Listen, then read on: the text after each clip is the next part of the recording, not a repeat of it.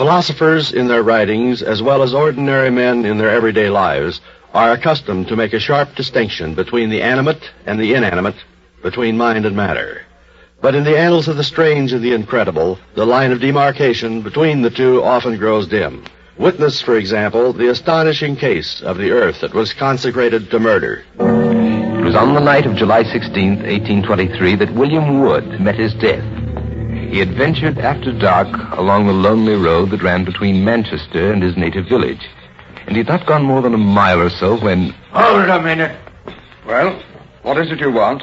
I think you know what we want. If you're referring to my purse, I'm afraid I must disappoint you. You hear that, men? Well, perhaps we can make him change his mind. Let him have it now. For all his courage, William Wood was no match for these three ruthless men. In less than a minute, they had pinned his shoulders to the ground and were rifling his pockets of everything they contained. I'll be able to identify you, every one of you. Well, in that case, perhaps we'd better make sure you don't. Harry, give me that club you're carrying. Oh, for God's sake, man. Don't! No!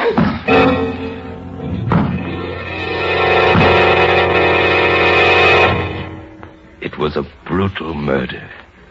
So violently was the club used that William Wood's skull was forced into the soft ground. And the next day, when his body was found and carried to the Jodrell Arms at Whaley Bridge, the hole remained there. Before the year was out, a legend began to spread throughout that whole section of England. And eventually it reached the ears of Alfred Fryer, a man who had written a book called Wilmslow Graves. When he arrived, accompanied by John Fox, one of the local townsmen, the hole in the earth was still there. There it is. That's where his head was lying when they found him. Look at any other hole in the ground, and after the first heavy shower, you'll find it all silted up. But not this one. Nothing fills up this hole. Well, it's true. There's nothing growing in it. And there never has been. Not since he died there. The imperturbable Mr. Fryer proceeded to collect a pile of stones from the road and pack them tightly into the hole. And when all traces of the cavity had been removed, he remarked, Well, it doesn't seem to object too strenuously to being filled. Just give it time, sir. All right, we will. Let's go and have a glass of ale. And then we'll come back and see. It was what just happened. an hour later that John Fox and Alfred Fryer returned to the spot. Good Lord! Look! The sod and the stones.